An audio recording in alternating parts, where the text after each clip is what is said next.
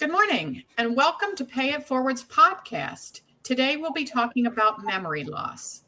I'm your moderator, Sherry, and joining me today are Alan and Mitchell. Before we begin, I would like to advise our listeners that any information provided in this discussion is for informational purposes only and should not be considered medical advice. It's important to consult with a healthcare professional for personalized medical advice and treatment. Please keep that in mind, that the information provided is not intended to replace medical advice or professional judgment. Okay, so let's start with the basics. Alan, what is memory loss? Memory loss is an inability to recall information that was previously stored in your brain. It can range from mild forgetfulness, such as forgetting where you put your keys, to more severe forms, such as forgetting important personal details or loved ones. There are many factors that can cause memory loss, such as aging, stress, lack of sleep, medication side effects, head injury, stroke, and neurological conditions such as Alzheimer's disease and other forms of dementia. That's right. So speaking of dementia, Alan, what is the difference between forgetfulness and dementia? Forgetfulness is a normal part of aging and can be caused by a variety of factors. It's characterized by occasional lapse in memory, such as forgetting where you put your keys or having trouble recalling somebody's names. Forgetfulness doesn't significantly interfere with daily functioning, and it's not a sign of serious underlying condition. And on the other hand, dementia is a progressive and irreversible decline in cognitive function that significantly impairs daily functioning. Dementia is a broad term that refers to a group of symptoms that are caused by different underlying conditions, such as Alzheimer's disease. I think that's a great explanation to give people, an idea of the differences, because I think we all experience that. Where did I put my keys? Or why did I walk into this room? So what are the causes, symptoms, and treatments of dementia? Dementia is a neurological disorder that affects memory, thinking, behavior, and the ability to perform everyday tasks. The condition is caused by damage to your brain cells, which can occur due to a variety of factors.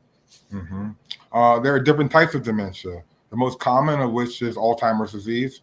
Symptoms can include memory loss, difficulty with language and communication, disorientation and confusion, personality and mood swings, and difficulty with problem solving and decision making. And unfortunately, there currently is no cure for dementia. But I've read there are treatments that can help manage symptoms and improve quality of life.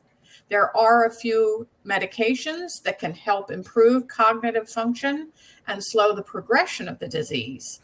And lifestyle changes such as regular exercise, a healthy diet, and social activities can also help improve symptoms and overall health. Alan, could you share some statistics on dementia in the U.S.?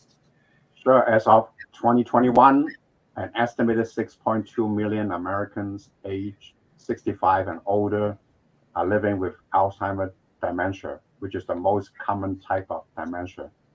This number is projected to increase to 13.8 million by the year 2060. Advancing age is the greatest risk for dementia. Other factors include genetics, lifestyle factors such as smoking and lack of exercise, and certain medical conditions such as high blood pressure and diabetes. In 2021, the total cost of caring for people with Alzheimer and other dementia was estimated to be $355 billion in the US. This includes both direct medical costs and indirect costs, such as lost productivity and caregiver time. More than 11 million Americans provide unpaid care for people with Alzheimer's disease and other dementias. These caregivers provide an estimated 15.4 billion hours of care, valued at over $2.57 billion. Wow, that's really shocking and kind of overwhelming. But dementia is very prevalent. It is the sixth leading cause of death in the U.S. In 2019, there were an estimated 914,000 deaths from Alzheimer's disease and other dementia. Wow. These statistics highlight the significant impact that dementia has on individuals, families, and society as a whole. Ongoing research and public health efforts are needed to improve prevention, treatment, and care for those affected by dementia. Alan, is dementia hereditary? Yes, in some cases, dementia can be hereditary. There are certain genetic mutations that can increase a person's risk of developing certain types of dementia, such as Alzheimer's disease. If a person inherits the mutated gene from one parent, they will have a higher risk of developing the disease. Yeah. However, it is important to note that not all cases of dementia are hereditary. In fact, most cases of dementia are not caused by genetic mutations, but rather by a combination of genetic and environmental factors. So having a family member with dementia doesn't necessarily mean that I will develop this disease. Yeah, correct. While having a family history of dementia can increase your risk, other factors such as lifestyle choices and underlying health conditions can also play a role. If you are concerned about your risk of developing dementia, it's important to speak with a healthcare professional who can help assess your risk factors and provide guidance on prevention and management strategies. Speaking of management strategies, during our research, I have read that there are holistic approaches to treating dementia. These holistic approaches aim to address the whole person, including their physical, emotional, and spiritual needs.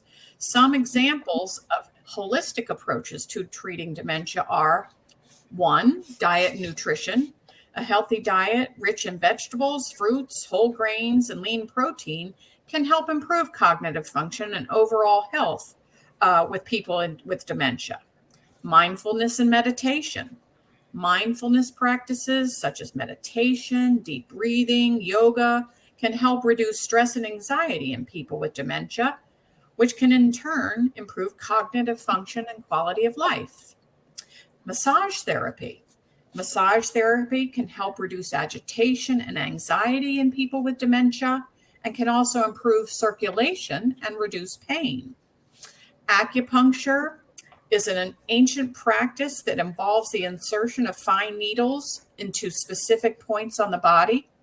It has been shown to help reduce anxiety, depression, and agitation in people with dementia. Other holistic tips include aromatherapy. Aromatherapy involves the use of essential oils to promote relaxation and reduce stress. It can also be used to stimulate the senses and improve mood in people with dementia. Another thing is pet therapy. Pet therapy involves interacting with animals such as dogs and cats to reduce stress and improve mood. It can also help with socialization and communication in people with dementia. Nature therapy. Spending time in nature, such as walking in a park or gardening, can also reduce stress and improve health and cognitive function. Social activities. Socialization is important for overall health and can help reduce feeling and isolation and depression. Mhm. And to add to those, other approaches include stimulating the senses, engaging in activities that stimulate, such as listening to music or smelling essential oils. Another activity is using memory aids, such as like a daily planner or a memory book can help improve cognitive function and reduce stress. Maintaining a daily routine so you can have consistency and help reduce stress as well. That'll improve cognitive function. And practice good self-care. Engage in activities that you enjoy, such as reading or listening to music, and take time for yourself and relax and recharge. Those are all excellent suggestions. Another one would be getting good sleep. That helps. And actually, all of these holistic approaches that we talked about for dementia, I think could help us all in our overall well-being and health. But it is important to note that holistic approaches to treating dementia should be used in conjunction with conventional treatments and should be done under the supervision of a healthcare professional. And these tips also should be tailored to the individual's abilities and interests. Are there activities, therapies, or games that can improve brain function with people with dementia, Alan? Yes, there are many activities and therapies that can improve brain function for people with dementia. One example is cognitive stimulation therapy. Some people call it CST. This therapy involves structured group activities that are designed to stimulate the brain and improve cognitive function. The activities can include word games, memory exercises, and discussions on a variety of topics. Another therapy that can be beneficial is reminisce therapy. This therapy involves encouraging people with dementia to talk about their past experiences and memories. This can help improve mood, increase socialization, and stimulate the brain. Alan, do you know any other activities or therapies that might help? Well, music therapy can also be beneficial. Listening to music or playing musical instruments can help stimulate the brain and improve mood in people with dementia and can also help with communication and socialization. Art therapy is another activity that can be helpful. Creating art can be a fun and engaging activity for people with dementia. It can also help with communication and self-expression. Mitchell, what about games, puzzles, books? Can these be beneficial to people with dementia? Yeah, of course. Things like memory games, such as matching games and memory cards, can help improve cognitive function and stimulate memory. Word games, such as cross puzzles and word searches, jigsaw puzzles, are great for improving cognitive function and problem-solving skills and hand-eye coordination. Also, coloring books can help reduce stress and anxiety, improve mood, and also picture books and music books, things like that can, trigger the brain. Absolutely. And storybooks, such as short stories or novels, can help stimulate language skills and improve cognitive function too. But again, it is important to note that the type of game, puzzle, or book should be tailored to the individual's abilities and interests. It's important to ensure that the activities are not too challenging or frustrating because this can cause stress and anxiety. Caregivers and healthcare professionals can help select appropriate activities and provide guidance on how to use them effectively. Alan, what about physical activity? Oh yeah, physical activity can also be beneficial for those with dementia in many ways. It can improve overall health, reduce the risk of falls, and improve mood and cognitive function. Walking can be a good option. It's a low impact activity that can improve cardiovascular health, balance, and mood. Another activity is chair exercises could be helpful as well. They are low impact exercises that can improve strength, flexibility, and range of motion while seated. Yoga and Tai Chi are also gentle forms of exercise that can improve balance, flexibility, and mood. Dancing and swimming or water aerobics can also be beneficial. Absolutely. But again, as we've said, make sure they're tailored to the person and maybe under the guidance of a healthcare professional or their caregiver. So I was wondering, are there any new advances in the treatment of dementia, Alan? Yes, there's been more recent advances in the treatment of dementia, although a cure of dementia is still not available. For example, new medications for Alzheimer's disease, which is the most common form of dementia, are being developed. Additionally, there's increasing evidence that non-pharmacological interventions such as cognitive stimulation therapy, technology-based intervention like virtual reality, and lifestyle interventions like exercise and a healthy diet can reduce the risk of developing dementia and improve cognitive function in individuals with dementia. So we've mentioned this a couple of times, cognitive stimulation therapy. Mitchell, can you tell us what that is? Sure. Cognitive stimulation therapy, or CST, is a non-pharmaceutical intervention that is used to improve cognitive function and the quality of life in individuals with dementia. CST is typically delivered in a group sessions and involve a variety of structured activities that are designed to stimulate different cognitive domains such as memory, attention, language, and problem solving. That's really interesting. And you also mentioned virtual reality. Alan, how could virtual reality improve cognitive function?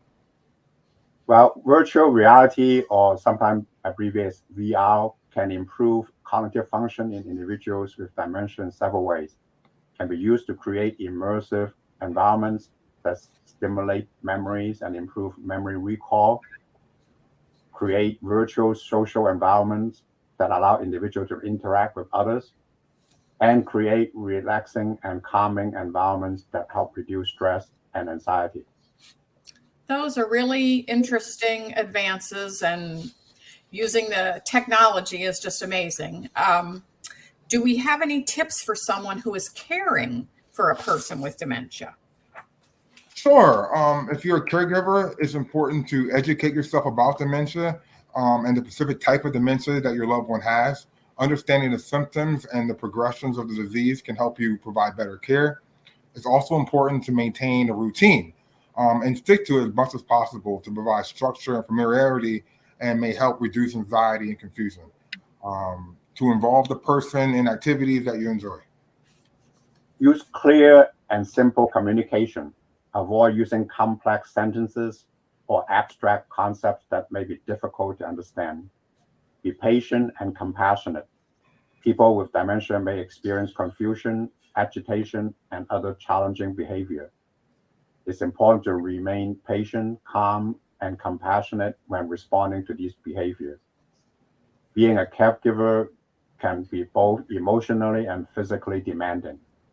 It's important to take care of yourself and take breaks when needed. Absolutely. Self-care is very important. And finally, seek help when necessary. Don't hesitate to seek help from healthcare professionals, support groups, or other resources when you need it. Caring for someone with dementia can be overwhelming, and it's important to have a support network in place. Before we end this podcast, I thought it might be good if you could explain, Alan, what is the difference between a memory care facility and an assisted living facility when the need arises for a person to go outside of the home? Sure.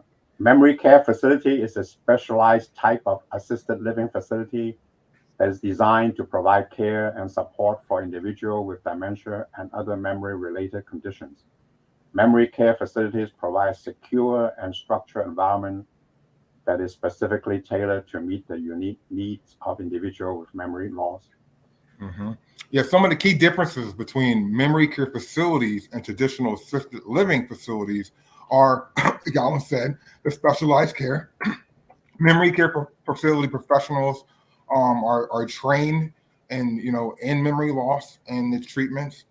Something else is a secure environment. It offers a design with safety features such as secured entrances and exits, monitored common areas to help preventing wandering residents and keep them safe. They have structured routines. Memory care facilities often provide a structured routine that includes regular meals, social activities, and therapies that are tailored to the needs of the individuals with memory loss. In addition, staff training.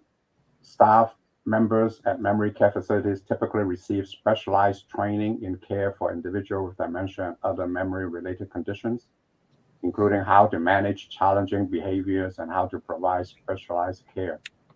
Higher staffing ratios.